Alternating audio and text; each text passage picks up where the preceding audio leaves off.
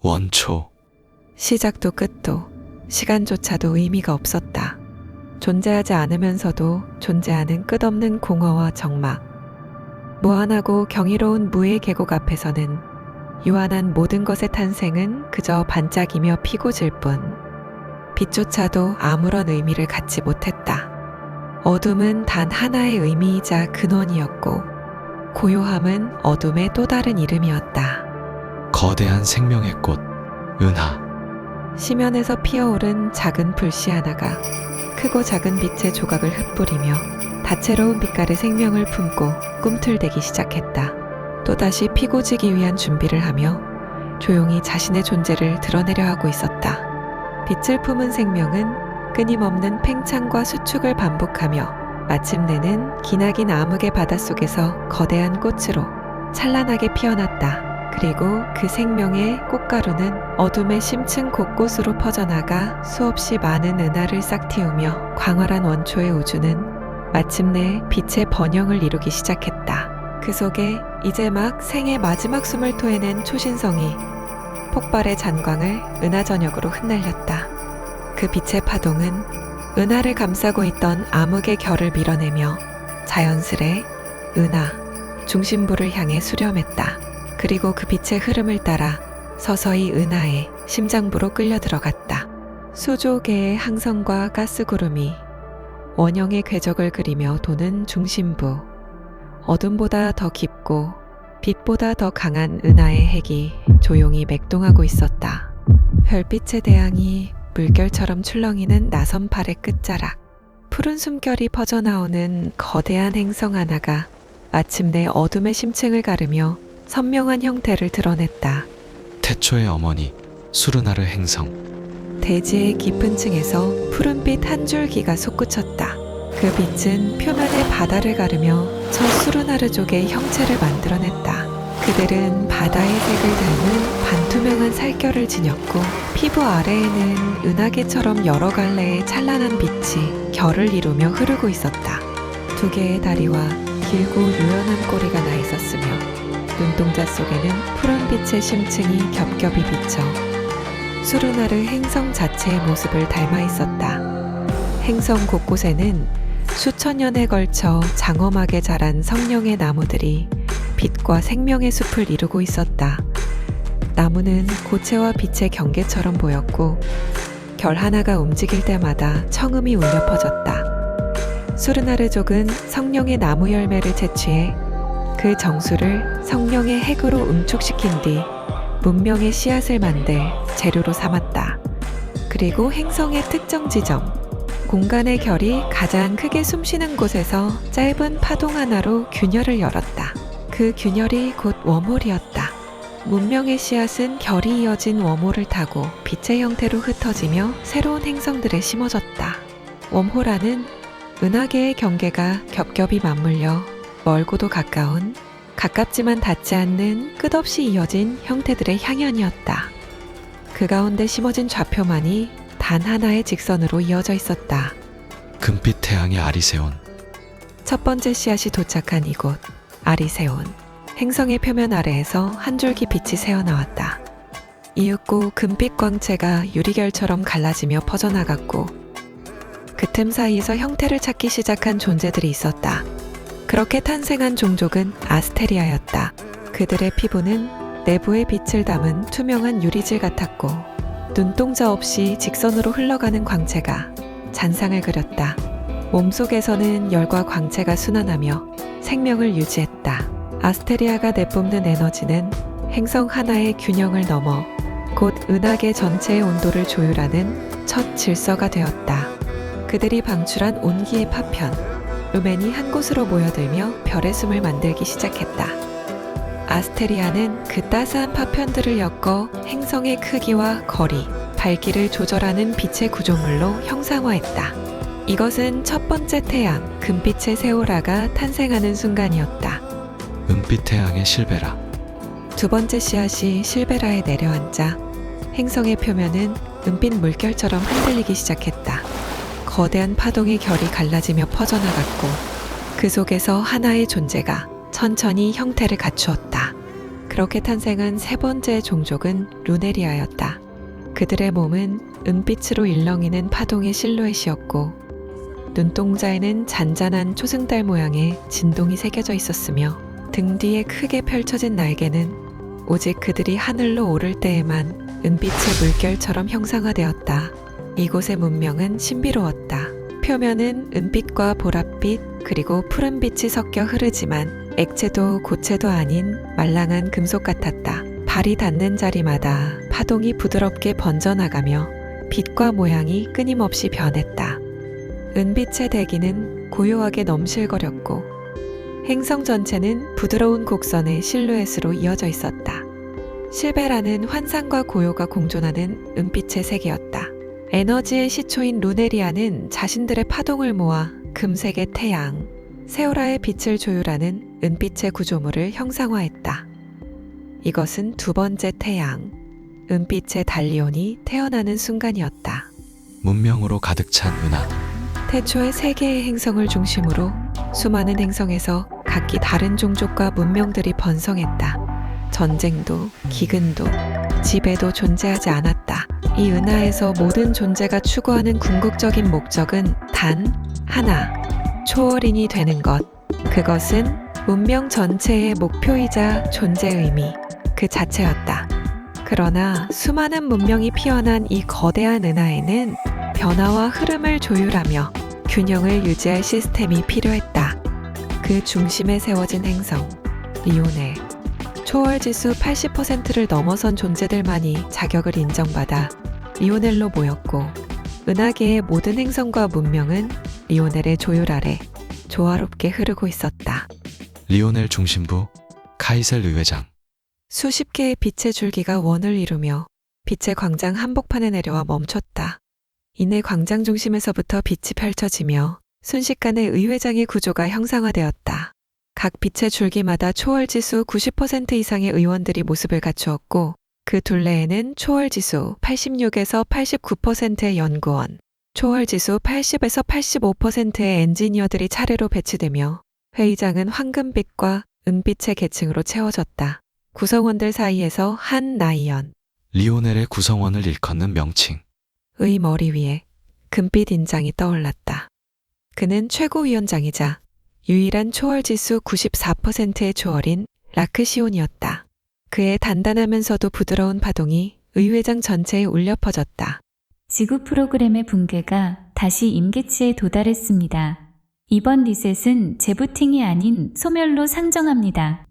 나이언들은 각자 의견을 교환해 주십시오. 라크시온 위원장의 선언과 함께 의회가 개회되었다. 나이언 프라일, 초월지수 88% 연구원입니다. 두 번의 초기화 과정을 보고하겠습니다. 의회장 중앙에 광학 홀로그램이 펼쳐졌다. 첫 번째 리셋 프로토콜입니다.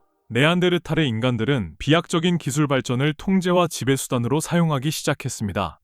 그 결과 문명 전체가 핵전쟁으로 파멸에 이르렀습니다. 전 지면이 방사능에 오염되어 인간 개체들의 형태는 심각하게 일그러지고 변형되었습니다. 동식물들 역시 급격한 거대화를 겪어 프로그램의 생태 알고리즘은 붕괴 직전에 도달했습니다. 해당 단계에서 리셋은 불가피한 결정이었습니다. 현재 지구에서 원시인이라 불리는 존재들은 당시 피폭된 인간들의 잔존 형태이며 지구인들이 공룡으로 분류하는 거대 생물들은 동식물 변이의 잔재입니다.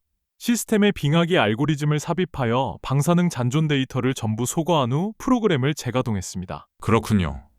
당시 네안데르탈 교화에 투입된 영적 조각들은 어떻게 되었습니까? 벨라무스. 초월지수 91% 의원의 파동이 전해졌다. 프라일이 답했다. 육체가 없는 영적 조각들은 1차 프로젝트 네안데르탈의 중심부, 핵이라 불리는 안전장치가 존재합니다. 영적 조각들은 리셋이 진행되는 동안 데이터화되어 그 핵에 임시 보관되었습니다. 이어서 두 번째 리셋 프로토콜입니다.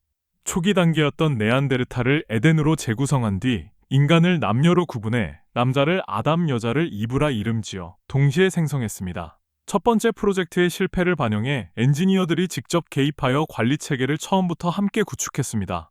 그러나 곧 새로운 오류가 발생했습니다.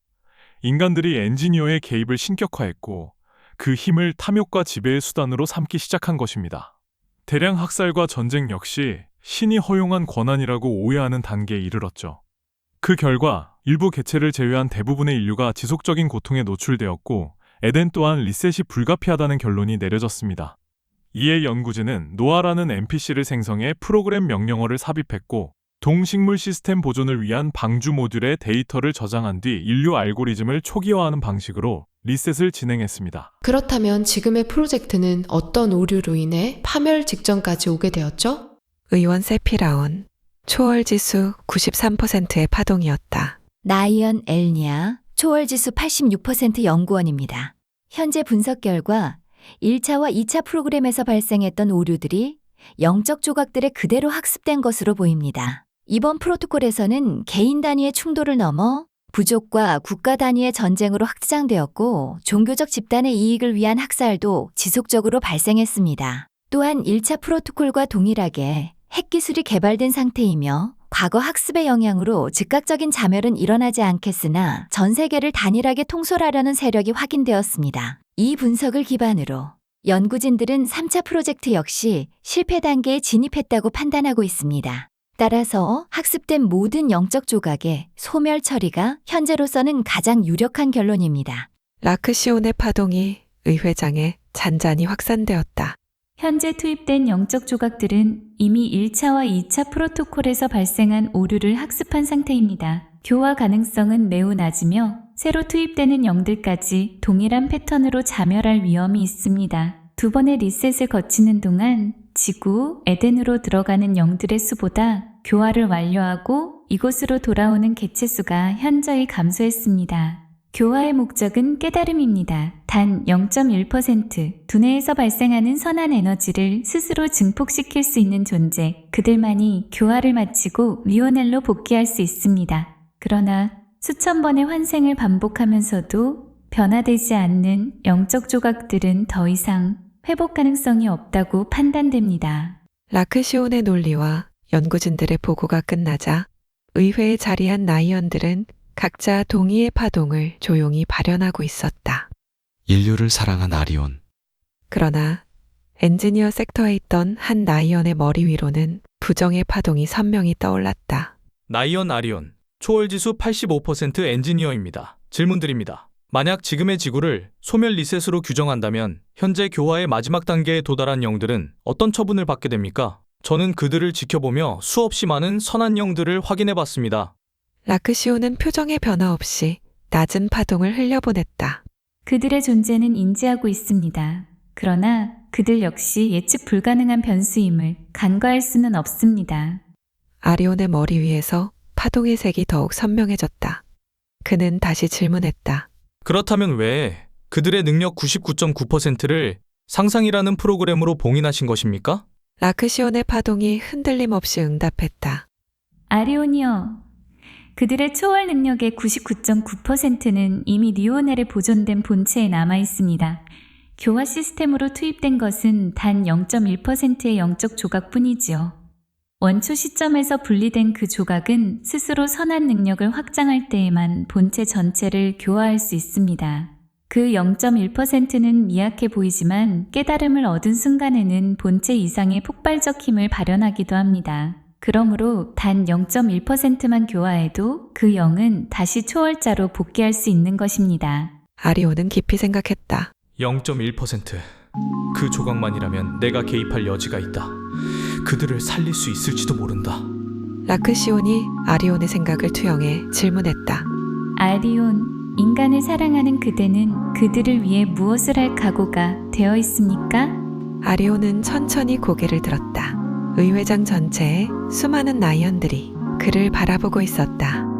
아리온은 의회를 정면으로 마주하며 분명히 말했다. 나이언 아리온, 초월 능력을 전부 잃는 한이 있더라도 저는 그들을 지키고 싶습니다. 아리온의 흔들림 없는 의지에 의회의 모든 나이언들의 머리 위로 녹색 파동이 떠올랐다. 동의의 파동이었다. 라크시온은 마음을 읽어내듯 한참 동안 아리온의 파동을 들여다보았다. 그리고 천천히 공명했다. 아리온, 그대의 파동은 숭고하며 아름다운 희생으로 물들어 있습니다. 의회 전원의 동의가 모였습니다. 마지막으로 지구를 그대에게 맡기겠습니다. 라크시온의 인장이 더욱 강한 금빛을 띠었다. 그러나 이어진 말은 한층 더 무거웠다. 하지만 조건이 있습니다. 지구로는 초월 능력을 가지고 갈 수 없습니다. 그 힘은 미약한 영들에게 예측 불가능한 파장을 일으키기 때문입니다. 그러므로 그대의 초월 능력 99.9% 그리고 초월자로서의 기억 전부를 이곳 리오넬에 남기고 가야 합니다. 빛의 광장이 잠시 일렁였다. 라크시온의 공명은 이어졌다. 만약 그대가 지구에서의 삶을 아무런 능력 발현 없이 온전히 마무리하고 돌아온다면 이번 리셋은 소멸이 아니라 지구 환경의 리셋으로 대체될 것입니다. 그리고 그의 공명은 한층 낮고 깊게 내려앉았다. 하지만 그대의 초월 지수는 매우 높습니다. 봉인된 상태라 해도 0.1%의 힘이 스스로 발현될 가능성이 있습니다. 의회장은 정적에 잠겼다. 능력의 발현은 그대 스스로도 인류의 소멸이 불가피하다고 판단했을 때일 것입니다. 라크시온은 마지막으로 입을 열어 단호히 선언했다. 기억과 능력은 결국 그대에게로 되돌아갈 것입니다. 그리고 완전한 초월자로 각성하는 순간 인류 소멸 프로젝트는 그대의 손에서 완료될 것입니다. 아리오는 망설일 이유가 없었다. 소멸이 관철되는 순간 인류에게는 단 한 줄기의 선택도 주어지지 않는다. 이 모든 것은 인류와 그에게 주어진 유일한 기회였다. 나이언 아리온 시스템으로 들어가겠습니다. 인류에게로 가겠습니다. 보내주십시오. 그들에게로.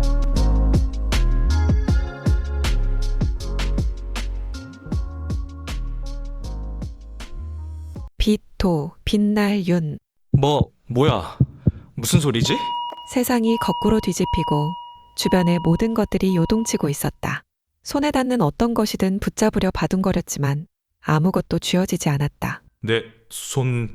잠깐, 언제부터 이랬던 거지? 손뿐만이 아니었다. 내 몸 전체가 말을 듣지 않았다. 그때 거대한 압력이 머리를 짓눌렀다. 몸이 비틀어지는 듯했다. 아니, 비틀어지고 있었다. 이 초라한 육체로는 도저히 버텨낼 자신이 없었다. 끝인가? 이곳.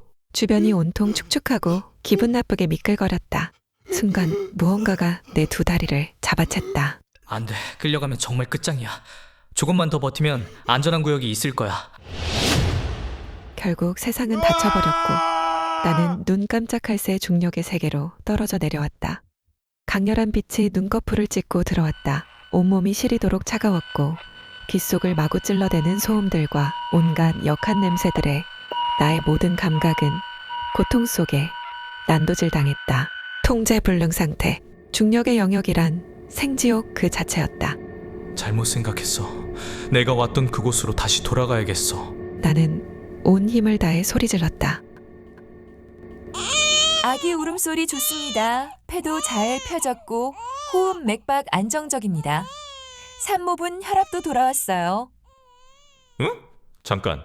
이 굴욕적인 소리. 설마 내 입에서 난 건가? 이 특이한 파동. 이곳의 언어 체계? 너무 조악해. 도무지 알아들을 수가 없잖아. 몸이 누군가에게 들어올려졌다. 그리고는 또 다른 어떤 이의 떨리는 목소리가 들려왔다. 만나서 반가워.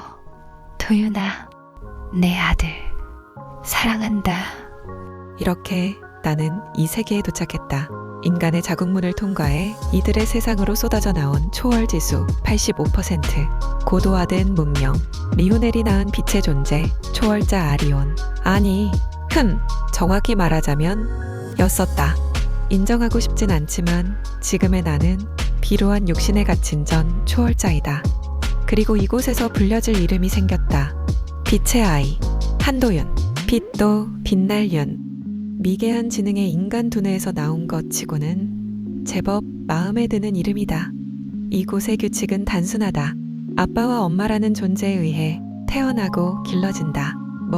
부모를 선택한 기억은 없지만 지구 적응용 튜토리얼 치고는 생각보다 매우 최적화된 인간들이었다. 시간이라는 개념 아래에서 다른 차원의 감각들이 하나둘 잊혀져 갔다. 초월자 아리온의 모든 것들이 스스로를 지우듯 평온하게 사라지고 있었다. 어느덧 인간의 시간으로 4년의 적응 기간이 지난 뒤 나의 모든 기억은 100% 완전히 봉인되었다. 이제 나는 대한민국의 평범한 아이, 한도윤으로 이곳에서 인간으로 살아간다. 그리고 그해 운명의 아이, 소중한 내 동생 도희가 태어났다.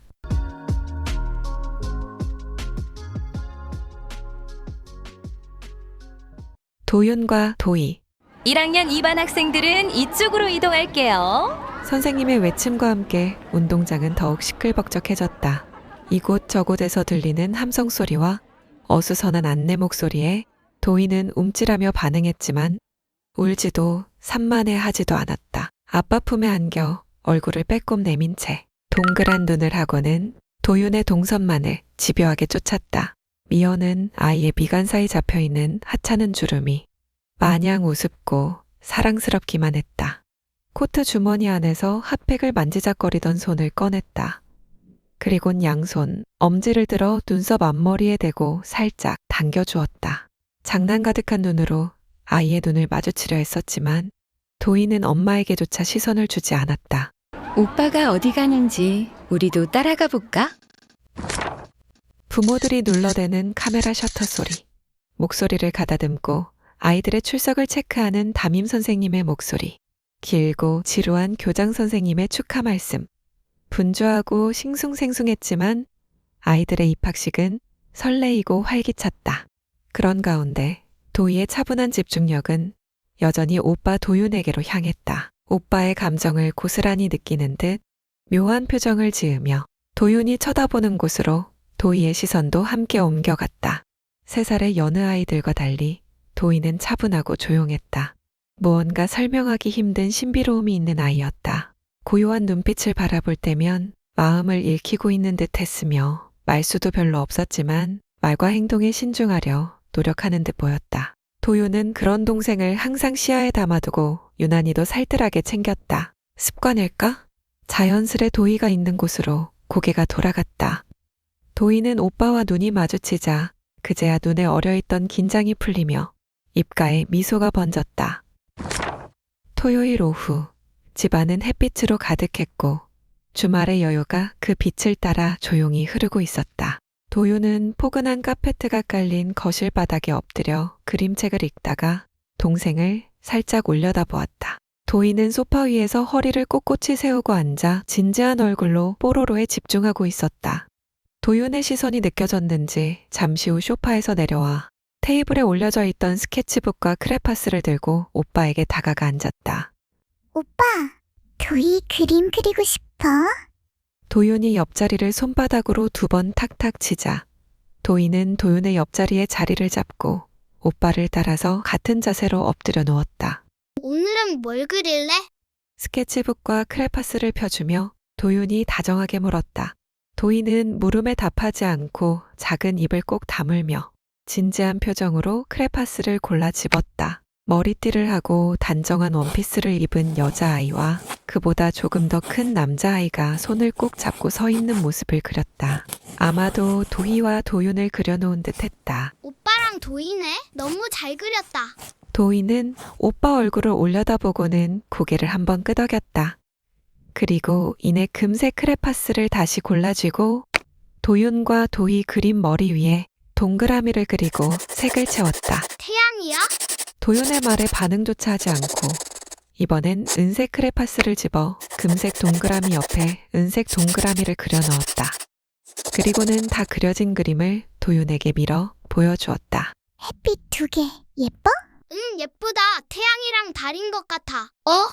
문득 동시에 떠있는 2개 태양의 형상화된 장면이 머릿속에 스쳤다. 곧이어 신비롭고 투명한 도시 풍경이 익숙한 느낌으로 다가오다 사라졌다. 이거 뭐지? 기억과도 같은 생생함에 잠시 생각을 멈췄다가 도희의 얼굴을 바라봤다. 도희는 고요한 눈빛으로 입술 끝엔 옅은 미소를 지닌 채 도윤에게로 시선이 멈춰 있었다. 도윤은 그림에 대해 묻기보다는 무언가 익숙하고 묘한 감정의 중심으로 생각을 가져갔다. 2개의 태양. 도윤은 잠자리에 누워서도 도희의 그림이 눈앞에 있는 듯 잔상이 사라지지 않았다. 그림을 보던 중 잠시 떠올랐다 사라진 형상은 너무 아름답고 신비했다. 그 익숙한 듯한 느낌마저 좋았다. 하지만 다시 그 장면을 떠올리려 해도 떠오르지 않는 건 정말 이상했다. 어딘가에서 본 그림이거나 영화 속 장면이 아니었을까라는 생각을 하면서 눈꺼풀이 스르르 감겼다. 눈앞이 차츰 밝아지며 자연스레 눈이 떠졌다. 어마어마한 광량이었다. 그런데도 눈부심이 전혀 없이 부드럽고 편안했다. 주위를 둘러보니 잠들기 전에 보았던 우리 집, 내 침대가 아닌 건 분명했다. 낯설지만 익숙하고 이상하지만 두렵지 않았다. 이곳은 빛으로 번져 끝을 알 수 없는 넓은 광장 한복판이었다. 그리고 그곳은 금은빛의 태양이 하늘이라 부를 수 있는 공간에 각자 자리하고 있었고, 두 개의 태양이 뿜어내는 엄청난 빛이 주변의 모든 걸 집어삼키고 있었다. 눈으로 목격한 두 개의 금, 은 태양은 매우 가깝게 느껴졌으며 말로 표현할 수 없을 정도로 신비하고 아름다웠다. 순간 더욱 신기한 장면들이 파노라마처럼 눈앞에 영상으로 펼쳐졌다. 황금의 길, 그 위로 떠다니는 빛의 문양들, 높이를 알 수 없는 투명한 건축물들, 여러 색이 절묘하게 흘러가는 빛의 시로라기들, 순수함으로 가득한 황홀함이 파도처럼 밀려오며 오감의 전율이 발끝에서 온몸으로 퍼졌다. 머리와 마음에 가득 차 있던 생각과 감정들이 비워지며 아무것도 아닌 채로 편안함만이 차올랐다. 그때 낯설고도 익숙한 어떤 이의 목소리가 몸 전체를 울렸다. 아리온, 기다리고 있을게. 누구세요? 목소리는 나오지 않고 생각처럼 퍼져나갔다. 곧 만나게 될 거야. 잔잔한 어둠이 내려오더니 이내 칠흑처럼 깜깜해졌다. 누구? 도윤이 외치며 잠에서 깨어났다. 잠들어 있던 건 내 방 내 침대 위. 주위는 조용했고 창밖에는 달빛이 은은하게 비추고 있었다. 꿈이야? 꿈이라기엔 너무 생생했다. 그렇다고 현실이라고 할 수는 없었다. 그때 문틈 아래로 작은 그림자가 스르륵 지나갔다. 문이 살짝 열리고 도희가 얼굴을 내밀었다. 오빠. 목소리는 작고 졸렸지만 눈빛은 반짝였다. 도희도 꿈을 꾼 걸까? 말도 안 되지. 같은 꿈을 꿨을 리가 없잖아. 도윤은 도희를 다시 재운 뒤 방으로 돌아와 침대에 누웠다. 생생한 꿈의 여운은 쉽게 가라앉지 않았다. 조용히 흘러간 시간. 일상은 아무 일도 없는 듯 평범하게 흐르고 있었다. 도희는 어느새 훌쩍 자라 초등학교 졸업을 앞두고 있었고, 도윤은 고등학교 진학을 준비 중이었다. 평범한 흐름 속에서도 도윤이 4살 때 겪었던 그 이상한 꿈은 잊히지 않았다. 감각은 여전히 생생했지만 설명할 길 없는 현상은 결국 어린 시절의 신기한 기억으로 묻어두었다. 도희는 어릴 때와 마찬가지로 조용하고 차분했고 자라면서는 더욱 어른스러워졌다. 예쁘게 자란 탓에 아이돌 기획사에서 종종 연락이 오곤 했다. 사람의 마음을 읽어내는 듯한 고요한 눈빛은 나이에 맞지 않는 깊이를 담고 있었다. 남매는 여전히 가까웠고 서로에게 가장 든든한 친구였다. 강현은 명망 있는 사업가이자 자상한 아버지였고 미연은 온화하고 현명한 아내이자 엄마였다. 두 사람은 아이들을 소유물처럼 대하지 않았고 아이들의 선택을 존중하며 늘 곁에서 조력자가 되어 주었다. 도윤의 가족은 행복했고 든든했으며 소중했다. 앞으로 맞닥뜨릴 세상에서도 서로에게 힘이 되어줄 것이었다. 도희야, 우리 딸 엄마랑 시장 가자.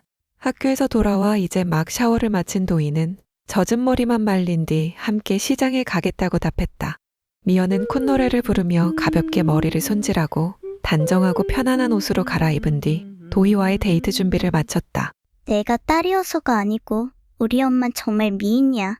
도희는 그윽한 눈매에 웃음을 머금고 현관으로 향하는 미연의 뒷모습을 바라보며 말했다. 내가 엄마라서가 아니고 우리 딸보다 예쁜 사람 못 봤어. 둘은 얼굴을 바라보며 한바탕 웃고는 팔짱을 끼고 산책하듯 시장으로 향했다. 시장 입구에 도착하니 즐길 거리가 한눈에 쫙 들어왔다. 이들은 장도 보고 쇼핑도 하고 간식도 먹을 생각에 잔뜩 신이 나 있었다. 첫 번째 타깃은 가족 모두의 최애 간식, 호떡집이었다. 서로 팔짱을 낀 채 빠른 걸음으로 이동하던 중 골목 초입 모퉁이에 놓인 커다란 박스 옆에 조그만 여자아이가 웅크리고 앉아있는 모습이 눈에 들어왔다. 도희야, 저기 꼬마애. 엄마 잃어버린 걸까? 엄마, 가보자. 길 잃었으면 찾아줘야지. 날씨도 추운데 저러다 큰일 나면 어떡해. 추운 날씨 탓에 종종 걸음으로 아이에게 가까이 다가갔다. 아가야, 엄마 잃어버렸니?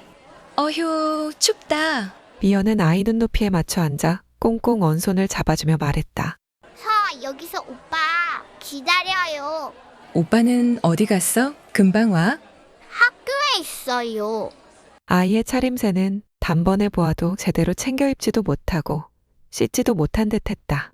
어떤 사정인지 알 수는 없었지만 춥고 위험한 골목 한가운데 아이를 혼자 두고 갈 수는 없었다. 아줌마랑 언니랑 옆에 떡볶이집에서 맛있는 거 먹을 건데 오빠 기다리면서 같이 먹을래? 추우니까 안으로 들어가자. 아이의 조그맣고 힘없는 눈이 살짝 반짝였다. 도희는 아이의 머리를 쓰다듬고는 두 손을 잡아 조심스럽게 일으켜 세웠다. 얼마나 배가 고팠으면, 아니 얼마나 맛있었으면.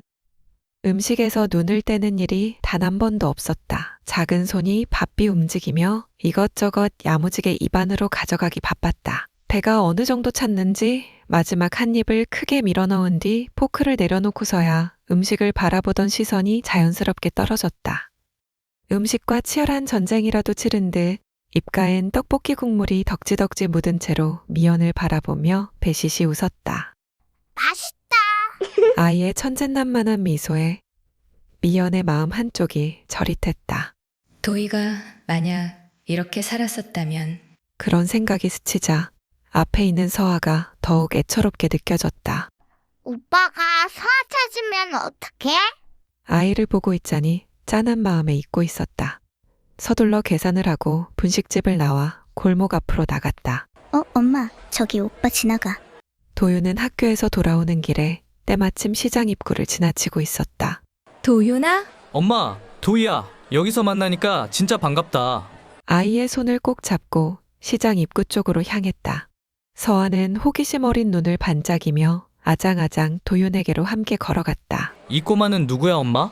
미연은 도희와의 데이트, 아이의 딱한 사정, 함께 떡볶이를 먹은 것까지 도윤에게 차근히 설명했다. 그렇구나. 꼬마 오빠 올 때까지 같이 있어줄게. 아이는 도윤의 얼굴을 뚫어지게 바라보다가 초롱초롱한 눈망울로 용기를 내어 말했다. 왕자님 같아. 도윤은 허리를 숙여 아이의 눈높이에 얼굴을 맞춘 뒤 윙크하며 활짝 웃어주었다. 서아는 공주님 같은데? 아이의 눈은 질끈 감겼고 양볼은 발그레하게 물들었다.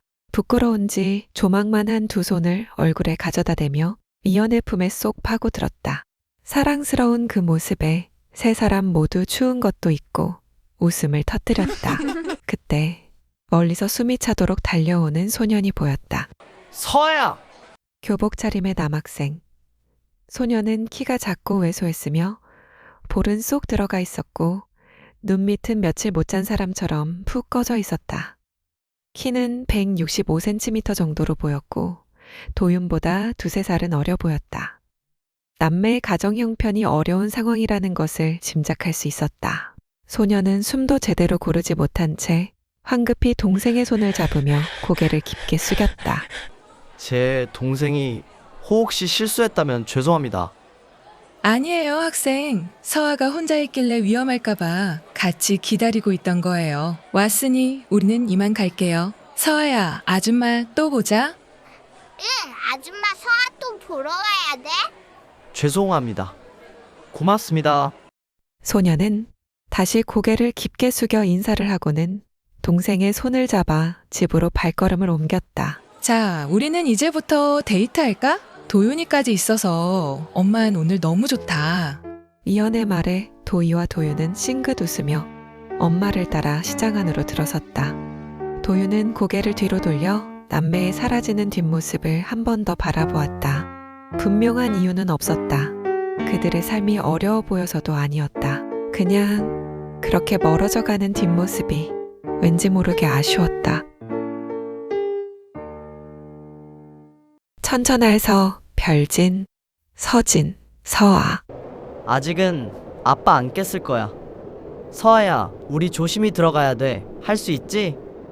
서진은 최대한 차분하게 서아를 안심시켰다. 하지만 저도 모르게 힘이 들어간 손은 동생의 손목을 세게 쥐어잡고 있었다. 두 남매의 눈앞에 보이는 낡은 2층 연립주택, 철거를 앞둔 건물이었기에 세입자라고는 서진이네 가족이 전부였다. 하나둘 떠난 사람들 뒤로 어느새 빈집들만 남아 있었다. 머지않아 서진의 가족도 결국 이곳을 떠나야 했다. 오빠, 오늘도 아빠 화내면 어떡해? 두려운 눈망울로 자신을 올려다보는 서아에게 서진은 아무 말도 해줄 수가 없었다. 서아는 지금쯤이면 초등학교를 다녀야 할 나이였다. 하지만 가정 형편이 어려워 동생의 입학은 벌써 2년째 미뤄지고 있었다. 엄마는 가족의 생계를 책임지느라 새벽같이 일터에 나가 밤늦은 시간에야 집으로 돌아왔다. 서진이 학교에 가고 나면 몸이 불편해 일을 하지 못하는 아빠가 서아를 돌봐야 했지만 아빠는 대부분의 시간을 술에 취해 잠들어 있었다. 그나마 깨어있는 시간에는 술을 마시거나 신세 한탄으로 하루를 허비하곤 했다. 서아는 그런 아빠와 단둘이 있는 시간을 두려워했다. 서진이 아무리 혼을 내도 소용없었다. 동생은 늘 집을 나와 사람이 많은 시장 골목에서 시간을 보내며 오빠를 기다리곤 했다. 괜찮아. 서진은 동생의 부스스한 머리카락을 손끝으로 살짝 정리해주며 두려운 눈으로 올려다보는 서아에게 다정히 눈을 맞췄다. 오빠가 있잖아. 서아는 걱정하지 마. 감기 걸리겠다. 들어갈까? 응, 오빠, 서아 오늘 추웠어. 들어가자. 서진 가족의 불행은 불현듯 시작되어 걷잡을 수 없이 번져나갔다. 춘복의 불행. 아빠 춘복은 자상함과는 거리가 먼 성격이었지만 가족을 위해 늘 최선을 다하던 묵묵한 가장이었다. 서진 나이 5살 즈음 휴일에 가족과 외식하러 갔던 순간의 기억이 남아있다. 아빠 품에 안겨 들어갔던 그곳은 특별할 것 없는 평범한 식당이었다. 불고기의 달큰하고 짭조름한 맛은 그 나이에 서진이 기억하는 음식 중 가장 맛있었다. 그리고 즐거웠던 기억은 거기까지였다. 얼마 지나지 않아 부모님이 서로 언성을 높이며 다투는 소리를 듣게 되었다. 엄마 진숙과 상의도 없이 아빠 춘복은 큰아버지의 빚 보증을 서주었다. 매일같이 찾아와 애원하던 형을 더는 외면할 수 없었다며 마지못해 부탁을 들어주었다고 했다. 며칠 후 큰아버지는 결국 스스로 목숨을 놓아버렸고 서진의 집은 한순간에 거대한 빚더미 위에 올라앉게 되었다. 그때는 무슨 상황인지 이해하지 못했지만 시간이 흐르고 서진이 커가면서 자연스럽게 그날의 의미를 알게 되었다. 춘복은 건설 현장에서 기공으로 잔뼈가 굵은 베테랑이었다. 현장이 시작되면 일정 기간 집중해 일을 하고 공사가 끝나면 다음 현장이 열릴 때까지 휴식기를 가지며 가족과 시간을 보냈다. 풍족하진 않았지만 그럼에도 평범한 중산층의 삶을 부족함 없이 유지할 수 있었다. 하지만 그 일 이후 현장이 없는 비수기에도 춘복은 쉬지 않았다. 매일같이 일용직을 찾아 나서며 고된 삶을 힘겹게 이어나갔다. 강도 높은 노동이 쉼없이 이어지며 춘복의 몸과 정신은 점차 한계에 다다르고 있었다. 그리고 그날 유독 잠이 부족했던 그는 건물 2층에서 작업하던 중 갑작스런 어지럼증에 다리가 휘청이며 중심을 잃었고 아래로 추락했다. 하필 바닥에 튀어나와 있던 철근 위로 떨어지며 오른쪽 허벅지에 깊은 관통상을 입었다. 손상 부위는 크고 넓게 파열되었다. 오염된 철근에 의해 상처는 급격히 괴사성 근막염으로 번졌고 춘복을 살리기 위한 선택지는 괴사된 다리를 절단하는 것뿐이었다. 그 후 가족의 비극은 더욱 짙어졌다. 춘복은 마지막까지 붙들고 있던 끈을 끝내 놓아버렸다. 허망하고 절망적인 삶을 비관하며 매일의 공허를 술로 채워 넣었고 감당할 수 없는 분노는 고스란히 가족에게 터져나왔다. 진숙은 무너져버린 현실 속에서도 오롯이 서진을 위해 참고 버텼다.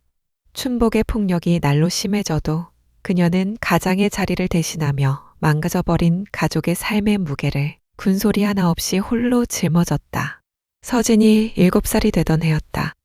진숙의 뱃속에 새로운 생명이 자라고 있음을 알게 된 그날 밤. 그녀는 혼자 가슴을 치며 숨죽여 울었다. 축복 속에 태어나야 할 자신의 아이에게 미안하고 또 미안해서 숨도 들이쉴 수 없을 만큼 울고 또 울었다. 어린 서진은 울고 있는 엄마에게 다가가 그 품에 안겨 함께 울고 함께 아파했다. 그리고 뱃속에 동생이 자라고 있다는 사실을 알고 난 뒤부터 아빠의 매질이 시작될 때마다 매번 엄마 앞을 가로막아섰다. 그날 이후 지옥 같은 매질은 결국 서진에게까지 이어졌다. 어린 서진은 마음속 깊이 다짐했다.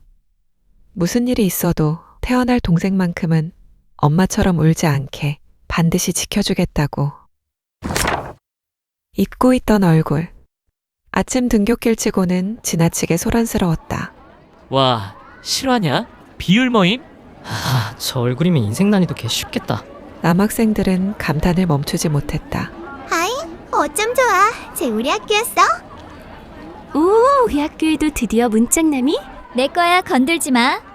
여학생들의 탄성 소리가 터져 나오며 정문 앞은 금방이라도 폭발할 듯 소란스러워졌다. 그리고 그 중심에는 이제 막 고등학생이 된 한도윤이 있었다. 아직 성장하는 중임에도 불구하고 187cm에 달하는 압도적인 피지컬은 등교하는 아이들 사이에서 단연 독보적이었다. 금빛 시로라기들이 흩날리듯 부드럽게 찰랑이는 갈색 머리. 그보다 더 특별한 것은 따뜻한 브라운색이 오묘하게 층을 이룬 그의 눈이었다. 빛을 머금은 듯 깊고 영롱하게 반짝이는 눈동자는 동양인의 것이라 할 수 없을 만큼 이국적이고 신비로웠다. 유리알처럼 매끈하고 투명한 피부는 현존하는 어떤 필터보다도 완벽했으며 한 손으로도 가려질 듯 작은 얼굴 안에는 그려넣은 듯 매끈한 콧날이 중심을 잡고 있었다. 길게 뻗은 풍성한 갈색 속눈썹, 살짝 올라간 입꼬리까지 부드러움과 선명함이 절묘하게 뒤섞여 눈으로 보고 있어도 체감이 안 될 만큼 비현실적이었다. 도윤의 등장만으로도 학교의 공기가 달라지는 듯했다. 도윤은 이런 주변의 반응에 크게 신경 쓰지 않았다. 평소처럼 마주치는 모두에게 환하게 웃어주었고 누구에게나 친절하게 대해줄 뿐이었다. 도윤 오랜만이다. 너는 볼 때마다 적응 안 된다 진짜. 진지하게. 하루만 너 얼굴로 살아보고 싶다.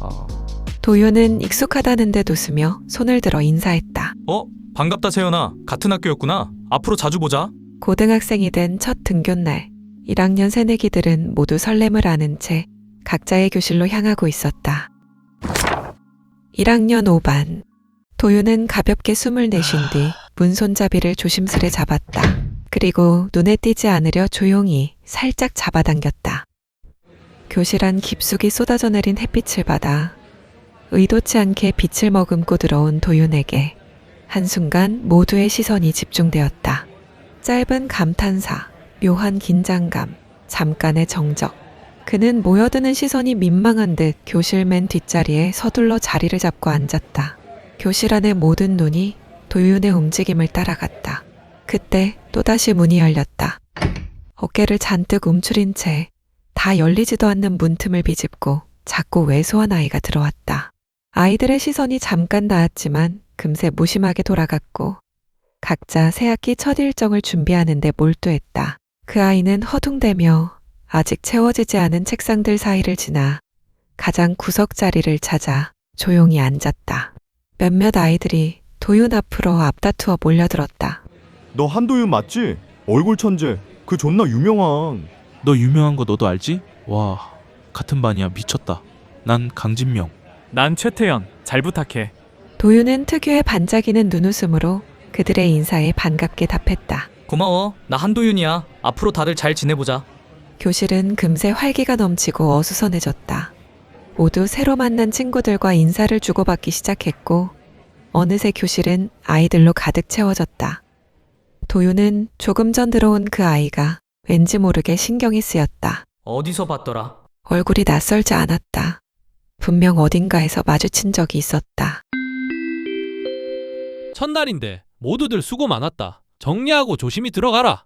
임시반장으로 호명된 도윤은 수업이 끝나자 자연스럽게 자리에서 일어났다. 선생님, 오늘 수업 감사합니다. 감사합니다. 아이들은 인사를 마치자마자 빠르게 교실 밖으로 흩어져 나갔다. 왁자지껄했던 교실은 새학기 첫날의 여운만 남긴 채 조용해져 있었다. 문득 아침에 보았던 그 왜소한 아이가 떠올랐다. 아, 그래, 시장. 그 꼬마의 오빠. 어린 줄 알았는데 나랑 같은 나이였어? 도윤은 자꾸 신경이 쓰였던 이유를 알아차리고서 고개를 돌려 그 아이가 있던 자리를 보았다. 이미 자리는 비어 있었다. 오늘도 동생 데리러 갔겠네? 도윤은 잠시 그날을 떠올렸다. 그리고 책상 위를 정리한 뒤 가방을 둘러매고 집으로 향하는 발걸음을 서둘렀다. 도희도 오늘 첫날이었는데 잘 다녀왔겠지? 빨리 집에 가서 어땠는지 들어봐야겠다. 도윤의 저녁. 이른 저녁 가족들은 식탁에 둘러앉았다.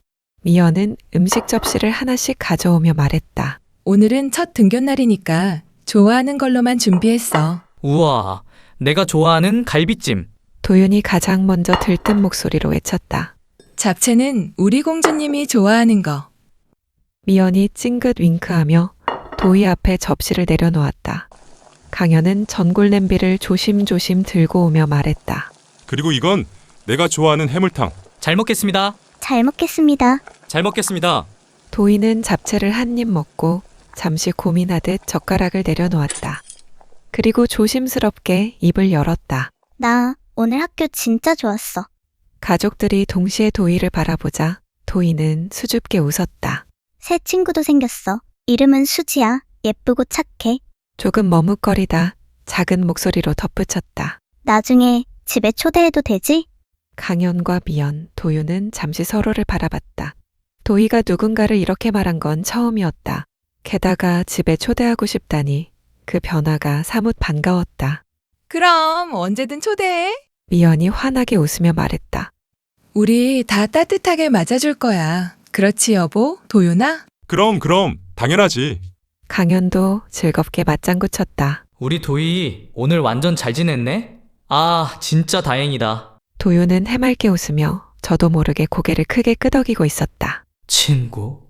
친구라는 단어에 문득 학교에서 다시 보게 된 시장 그 아이의 모습이 겹쳐졌다.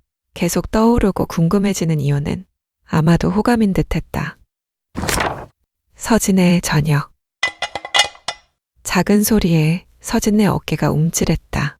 아빠 춘복은 아침까지 술을 마시다 쓰러진 소주병들 사이에서 여전히 골아떨어져 있었다. 서아에게 저녁을 먹이려고 라면 2개를 조용히 끓였다. 숨소리까지 낮추며 움직였다. 서아가 있는 방으로 냄비를 들고 가던 중 뚜껑이 딸깍하고 소리를 냈다. 등줄기에 차가운 땀이 흐른다. 서진은 그대로 멈춰 춘복 쪽을 살폈다. 움직임은 없었다. 다행이다. 그제야 아주 작게 숨을 내쉬며 서아와 늦은 저녁을 먹을 수 있었다. 밤 9시 20분쯤.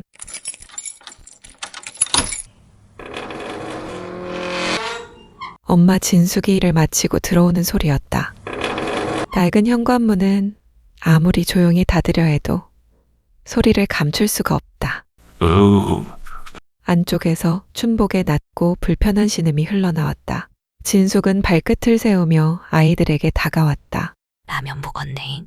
서아 씻었냐잉. 아버지 깨기 전에 안에서 문 잠그고 얼른 자라잉. 알겠지? 진숙이 서둘러 방을 나가자 서진은 바로 문을 잠갔다. 이제는 너무 익숙해진 일상이었다. 으아! 여보, 진숙아! 진숙이 놀라서 뛰어왔다. 와 그라요? 춘복은 바닥을 붙잡고 숨을 몰아쉬었다. 웜에 발목이 떨어져 볼 것 같단께. 진숙은 슬픈 표정으로 말했다. 웜에 없어져 본 달인디. 와 자꾸 말썽이다요. 있는 것 같단 말이여. 미치겠네. 없는 다리를 움켜쥐려는 손이 허공에서 떨렸다. 이런 일은 처음이 아니었다. 발가락이 간지럽다든지 무릎이 쑤신다든지 춘복은 환상통을 자주 겪고 있었다. 형편이 바닥을 기고 있다 보니 제대로 된 치료는 꿈도 못 꿨다. 결국 춘복은 처방받은 항우울제와 항경련제 몇 알의 의지에 버텨나갔다. 그리고 통증이 몰려오는 순간엔 가족 모두가 숨을 죽이고 신경을 곤두세워야 했다. 퍼뜩 약 안 가져오냐? 아따! 네 서방 지금 뒤져불겄다 진수가! 서진은 잠가둔 방문을 다시 한번 조용히 확인했다. 그리고 약이 아직 떨어지지 않았기를 간절히 바랬다. 서진도 서아도 긴장이 되어 잠을 잘 수 없었다. 언제 터질지 모르는 불안감 때문에 이런 건 아무리 겪어도 결코 익숙해지지 않았다. 진숙은 찬장을 뒤져 겨우 몇 알 남은 약을 꺼내며 긴 한숨을 내쉬었다. 서진 아빠, 약 좀 잡숴봐요. 술 기운이 떨어져 금단 현상이 온 춘복의 손은 제멋대로 덜덜 떨리고 있었다. 진숙은 약과 물을 그의 입안으로 넣어주었다. 술 가져와라. 니는 퍼뜩 자고 술 안 먹으면 이거 몇 시간은 계속 이지러리여. 연병할 놈의 몸뚱아리.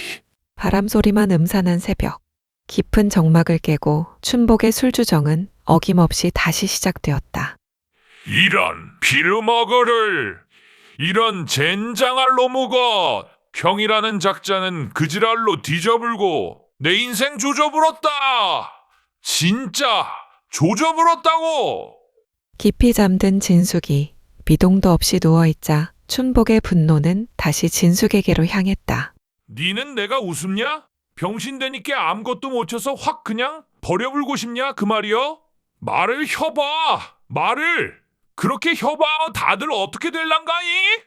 진숙은 눈도 제대로 못 뜬 채 간신히 몸을 일으켰다. 그런 일 없은 게 얼른 자소 서진 아버지. 이런 씨, 너가 내를 요렇게 무시하니까 저것들도 애비 말을 개 똥으로 알아쳐먹는 것이오. 아니요? 밖에서 일한다 하고 돌아댕김서 서방질 하는 거 내가 모를 줄 알았냐잉? 말을 혀보라고! 말이 없는 진숙을 향해 춘복의 손찌검이 시작되었고 살림살이들이 부서지고 내던져지기 시작했다.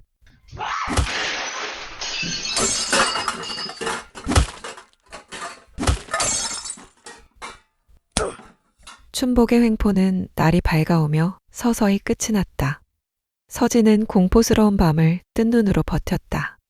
집이 한참 고요해지고 나서야 잠궈두었던 문을 조심히 열고 방 밖으로 나왔다. 엄마. 서진은 엄마에게 미안했다. 서아가 태어난 뒤로는 서아를 지켜야 한다는 생각에 정작 서진 자신도 늘 엄마 뒤에 숨어 있었다. 그려, 있났냐 내 새끼들. 밥 먹고 학교 가야지. 진숙은 헝클어진 머리를 쓸어넘기고 눈물과 콧물을 손등으로 훔쳤다. 그리고 부엌으로 밥 2공기와 김치 1종지를 차려냈다. 아야, 서진아. 학교 가서 공부 열심히 해야 된다이. 엄마가 우리 아들 뒷바라지 다 해줄 것이여. 걱정 말고 니는 공부만 잘 하면 돼야. 엄마는 너들만 잘 살면 된다. 얼른 묵으라. 내 새끼들. 모두가 불쌍했다. 엄마도 서아도 그리고 나도. 그러다 문득 며칠 전 시장에서 스쳤던 도윤네 가족이 떠올랐다.